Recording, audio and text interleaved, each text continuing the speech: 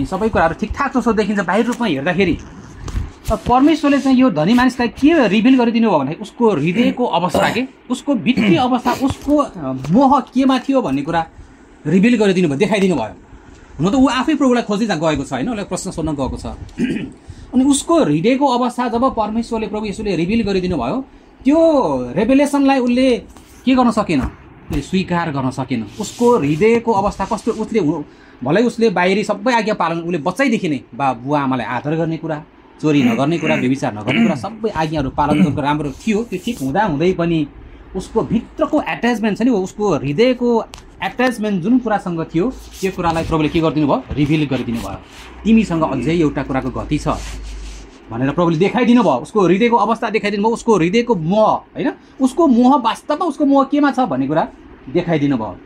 अनि त्यसै गरिकन तपाईँ र म पनि जब हामी प्रभुको चरणमा गएर प्रभु तपाईँले मलाई मेरो वास्तविक अवस्था कस्तो छ, मेरो आत्मिक अवस्था कस्तो छ, मेरो भित्रको हृदयको अवस्था कस्तो छ तपाईँले देखाइदिनुहोस्, रिभिल गरिदिनुहोस् भने जब हामी प्रभुका जान्छौँ नि होइन, प्रभुले साँच्चै नै हाम्रो अवस्था देखाइदिनुहुन्छ कि छर्लङ्ग पारिदिनुहुन्छ ऐना जस्तै होइन। प्रभुले चाहिँ जब हामी प्रभुको नजिक जान्छौँ प्रभुले देखाइदिनुहुन्छ, वचनद्वारा प्रभुले बोलिदिनुहुन्छ, आत्मामा प्रभुले देखाइदिनुहुन्छ जे कुरा चाहिँ कमी छ त उसको लागि जसरी प्रभुले देखाइदिनु भयो तिमीमाथि एउटा कुरा घटी छ। त्यो घटी भनेको चाहिँ उसको मोह केमा थियो, धन सम्पत्तिमा थियो नि होइन। उसको मोह चाहिँ धन सम्पत्तिमा थियो किनकि उसँग प्रशस्त मात्रामा धन सम्पत्ति भएको कारण उसको मोह यति साह्रो माया गरेको थियो उसलाई, ऊ धन सम्पत्तिले त्यो यो धनी मानिसले।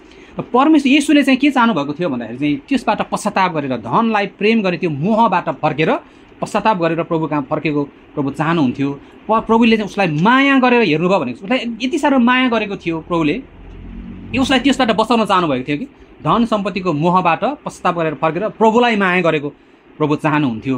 उसको हृदयको अवस्था पनि प्रभुले देखाइदिनु भयो, तर उसले आफ्नो अवस्था थाहा पाइसके पछाडि त्यो रिभिल भइसके पछाडि पनि उसलाई थाहा थियो हो मैले धन सम्पत्तिलाई माया गर्छु भन्ने कुरा थाहा हुँदाहुँदै प्रभुले देखाइसके पछाडि पनि उसले पश्चाताप गरेर ज्यू प्रभु तपाईँले ठिक भन्नुभयो होइन। उसले के भन्नु पर्थ्यो, ज्यू प्रभु तपाईँले ठिक भन्नुभयो, म साँच्चै नै प्रभुलाई पैसालाई माया गर्छु भनेर पश्चाताप गरेर प्रभुतिर फर्किनु पर्ने ठाउँमा चाहिँ प्रभुले त हुन त कडा भन्नुभयो, जवाफ दिनुभयो होइन। तिमीसँग भएको सबै कुरा के भन्नुभयो, बेच, तिमीसँग जे जति छ नि बेच, गरिबलाई देऊ, तिमीले स्वर्गमा धन पाउनेछौ, अनि क्रुस उठाएर मेरो पछि लाग भनेर प्रभुले भन्नुभयो। यही कुरा अब यता जखयासलाई चाहिँ सबै त्यो भन्नु भएन प्रभुले फेरि होइन, सबै कुरा बेच भन्नु भएन, उस आफैले बेच्छु भनेर भने आधी सम्पत्ति बेचेर गरिबहरूलाई बाँडिदिन्छु, मैले लिएको छ भने 4 गुणा फिर्ता गरिदिन्छु भन्नुभयो भने उस्तै जखयासले। त्यसो परमेश्वरले चाहिँ उसको त्यो सम्पत्तिप्रतिको प्रेमलाई त्यो मोहलाई तोड्न चाहनुहुन्थ्यो परमेश्वरले होइन, तर उसको हृदयको कठोरताको कारणले उसले त्यो गरेन। त्यो कुरालाई चाहिँ उसलाई के भयो, खिन्न भयो भनेको छ, उसको मन खिन्न भयो। अनि खिन्न भयो, त्यसपछि दुखित भएर गयो किनकि उसँग धेरै धन सम्पत्ति थियो भनेर भनेको छ कि। अनि कतिपटक चाहिँ हामी पनि परमेश्वरको जब सत्य वचन हामीले थाहा पाउँछौँ, सत्य कुराहरू आउँछ नि हामीमा रिभिल हुन्छ नि होइन, हाम्रो हृदयको अवसर प्रभुले देखाइदिनुहुन्छ, त्यतिखेर चाहिँ हामीले त्यो जोयफुल्ली त्यो आनन्द साथ प्रभुको वचन ग्रहण गर्नु सट्टा यो त कति त्यो के त्यो चित्त दुखेको जस्तो गरेर चाहिँ आफूलाई चाहिँ उस गरेर त्यसलाई चाहिँ खिन्न भएर कतिपल्ट हामीलाई त्यस्तो हुनसक्छ वचन सुन्दाखेरि, वचन हिर्काउँदाखेरि कि जब हामीलाई वचन हिर्काउँछ नि त्यतिखेर चाहिँ हामीले चाहिँ जोयपूर्वक आनन्द साथ लिनुभन्दा पनि यो धनी मान्छे जस्तै त्यो सुनेपछि चाहिँ खिन्न भएर जसरी गएको छ दुखेसो गरेर ऊ फर्केको छ, त्यसरी नै हाम्रो कहिलेकाहीँ त्यो हुनसक्छ हामीलाई पनि। तर हामीले चाहिँ गर्ने प्रतिक्रिया के हो त भन्दा जब परमेश्वरले तपाईँ र मेरो वास्तविक हृदयको अवस्था देखाइदिनुहुन्छ नि हामी तुरुन्तै प्रभुतिर फर्केर प्रभु क्षमा गर्नुहोस् मैले यो गरेको मेरो मोह चाहिँ यसमा छ भनेर हामीले चाहिँ स्वीकार गरेर होइन, स्वीकार गरेर अनि त्यस पछाडि चाहिँ क्रुस यहाँ प्रभुले भन्नुभयो त्यस पछाडि आफ्नो धन सम्पत्ति बेचेपछि यदि तिमी मेरो पछि लाग्न चाहन्छौ भनेदेखि होइन, त्यसको कन्डिसन प्रभुले भन्नुभयो यदि तिमी चाहन्छौ भनेदेखि बेच, गरिबलाई देऊ, त्यस पछाडि अनि आफ्नो क्रुस उठाएर बल्ल तिमी मेरो पछि लाग भनेर प्रभुले भन्नुभयो। त्यसकारण हामीले प्रभुको हामी येशूको पछि लाग्ने चेलाहरू हामी बन्न चाहन्छौँ भनेदेखि चाहिँ सबभन्दा पहिला चाहिँ हाम्रो हृदयभित्रको मोह केमा छ। जसरी यो धनी मान्छेको हृदयको मोह भङ्ग भएन, रिभिल भएन, थाहा पाएर पनि तपाईँ र मेरो हामीले आज जाँच गर्नुपर्ने कुरा चाहिँ मेरो मोह साँच्चै नै कुनै कुरामा छ कि, मेरो हृदयको मोह, मेरो हृदयको चाहना परमेश्वर भन्दा अरू कुनै वस्तु, चिज, इभन पेसा, इभन कुनै पनि कुरा केहीमा छ कि भनेर जब हामी प्रभुलाई सोध्छौँ भनेदेखि होइन त्यो मोह भङ्ग गर्न चाहनुहुन्छ कि परमेश्वरले। तपाईँ र मेरो हृदयको मोह, हृदयको चाहना ती वस्तु चिज कुनै कुनै पनि कुराबाट ब्रेक गरेर हामीलाई प्रभुतिर फर्काउन चाहनुहुन्छ।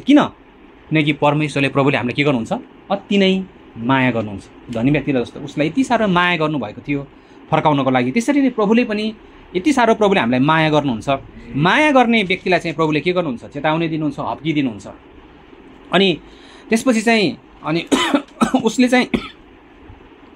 उसले दुःख मानेर फर्केन। त्यस कारण तपाईँ र मेरो मोह केमा छ भन्ने कुरा हामीले थाहा पाउनुपर्छ। कुनै पनि परमेश्वर बाहेक अरू कुनै कुरा हाम्रो मोह छ भनेदेखि जबसम्म हामी परमेश्वरलाई सबैभन्दा पहिलो स्थान, पहिलो प्रेम हामी गर्न सक्दैनौँ नि, तबसम्म हामी परमेश्वरलाई पछ्याउन सक्दैनौँ कि सक्दैनौँ। अनि त्यो चाहना, त्यो मोह जब हाम्रो ब्रेक हुन्छ, वस्तुप्रति हुनसक्छ, संसारप्रति हुनसक्छ, इभन लाउने फेसन कुरा हुनसक्छ, मोबाइल पनि हुनसक्छ, कुन चाहिँ कुरा, त्यो मोह जबसम्म हाम्रो ब्रेक हुँदैन तबसम्म हामी परमेश्वरलाई पहिलो प्रेम गर्न सक्दैनौँ, तबसम्म हामी आफूलाई इन्कार गर्न सक्दैनौँ। अलिकति तल गएर हेऱ्यो भने हेर्नुहोस् है, यहाँनिर येशूले भनेको कि 28मा हेर्नुहोस्, 28 पदमा यो सुनेपछि पत्रुस के भनेको छ भन्दाखेरि, तब पत्रुसले उहाँलाई भन्न थाले, हेर्नुहोस् हामीले सबै थोकहरू त्यागेका छौँ र तपाईँको पछि लागेका छौँ। यो उसको टेस्टिमोनी हो, यो पत्रुसको टेस्टिमोनी, उसले भनेको प्रभुको अगाडि प्रभुलाई साक्षी राखेर उसले के भनेको छ, पत्रुसले के भनेको छ हेर्नुहोस् त उसको टेस्टिमोनी। हेर्नुहोस् प्रभु, तपाईँ जान्नुहुन्छ मैले त अथवा हामीले त सबै थोकहरू त्यागेका छौँ, सबै थोकहरू त्यागेका छौँ र कसको पछि लागेका छौँ, तपाईँको पछि लागेका छौँ। मलाई यति साह्रो चुनौती भयो कि यो पत्रुसको टेस्टिमोनी सुनेर कि उसले चाहिँ यस्तरी भनेको छ कि प्रभुलाई अगाडि राखेर साक्षी राखेर, प्रभु तपाईँ जान्नुहुन्छ मैले त सबै थोक त्यागेर म तपाईँको पछि लागेको छु। अनि यो चाहिँ तपाईँ र मैले प्रभुलाई साक्षी राखेर हामीले भन्न सक्नुपर्ने छ, प्रभु मैले पनि यो कुराहरू छोडेर यी कुराहरू त्यागेर तपाईँको पछि लागेको छु भनेर हामीले भन्न सक्नुपर्ने छ। प्रभु मैले यो रिसलाई त्यागेको छु, मैले यो घमण्डलाई त्यागेको छु, मैले यो पैसाको मोहलाई त्यागेको छु र तपाईँको पछि लागेको छु। बोल सार्के त्यो साहस सार पत्रुसले भनेको छ नि त, प्रभु हामीले त सबै कुरा त्यागेर तपाईँको पछि लागेका छौँ। अनि हामीले पनि त्यो भन्न सक्नुपर्ने छ, सबै कुरा प्रभु रिस घमण्ड पाप सबै कुराहरूलाई त्यागेर हामी तपाईँको पछि म लाग्न चाहन्छु। प्रभु मेरो कुनै हृदयको कुनै पनि कुराप्रति मोह छ भने मलाई देखाइदिनुहोस्, यो ब्रेक गरेर यसलाई इन्कार गरेर म तपाईँको पछि लाग्न चाहन्छु, म त्याग्न चाहन्छु। परमेश्वरले चाहिँ त्यो चाहना हेर्नुहुन्छ कि त्याग्न चाहने त्यो तृष्णा छ कि छैन, होइन? यो संसारको मोह, पापप्रतिको चाहना, यी सबै कुरालाई त्याग्न चाहना छ कि छैन, त्यसलाई चाहिँ प्रभुले हेर्नुहुन्छ। अनि यहाँ उसले भन्ने जस्तै सबै कुरा त्यागेर हामी तपाईँको पछि लागेका छौँ भनेको छ। त्यसरी नै तपाईँ र म पनि सम्पूर्ण कुरा, सबै प्रकारका पापहरूलाई त्यागेर, प्रभु म सबै प्रकारका पापलाई त्यागेर तपाईँको पछि आउन चाहन्छु भनेर त्यो प्रकारको टेस्टिमोनी हाम्रो हुनुपर्ने रहेछ। किनकि प्रभुले त हामीलाई माया गर्नुहुन्छ नि त, होइन? प्रभुले माया गर्नुहुन्छ। अनि माया गर्ने व्यक्तिलाई चाहिँ प्रभुले चाहिँ हिब्रू 12मा पनि के जसलाई प्रभुले माया गर्नुहुन्छ त्यसलाई के गर्नुहुन्छ, टाढा पनि दिनुहुन्छ, हप्की गर्नुहुन्छ भने हिब्रू 12मा